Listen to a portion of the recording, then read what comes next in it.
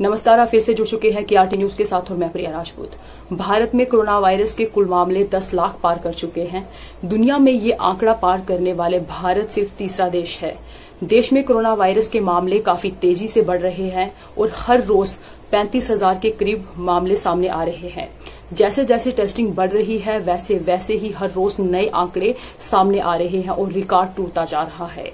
महाराष्ट्र, कर्नाटका, तमिलनाडु, उत्तर प्रदेश समेत ऐसे कई राज्य हैं जहां पर हर रोज हजारों की संख्या में केस सामने आ रहे हैं, जो देश में आने वाले वक्त में कोरोना वायरस की लड़ाई को और भी मुश्किल कर सकते हैं।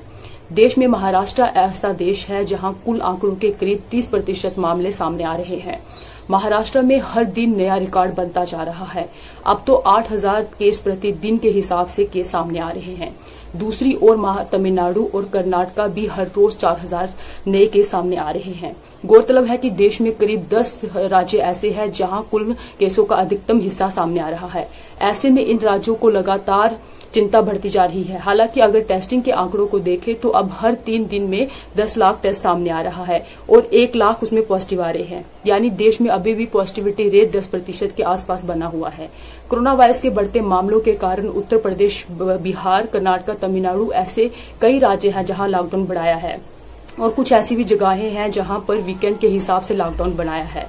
अगर देश में कोरोना वायरस की रफ्तार को देखें तो शुरुआती में 1 लाख मामले करीब 110 दिन में आए हैं, लेकिन इसके बढ़ती रफ्तार को देखते ही पिछले 2 लाख जो मामले हैं वो 6 दिन में आए हैं। यानी हर दिन 1 लाख जो केस है वो कुछ दिनों में ही बढ़ता जा रहा है। परंतु आपको ये मामले सुनकर बिल्कुल भी घबराना नहीं है, बिल्कुल भी चिंता नहीं करनी है, क्योंकि आप कोरोना वायरस की जंग जीत सकते हैं सरकार का सहयोग देके। सरकार की जितनी भी एमएचए की गाइडलाइन जो जारी की गई है उसका पूरा पालन करिए। जब भी आप घर से बाहर निकलते हैं तो आप पूरी जो एहतियात है उसको बरतिए।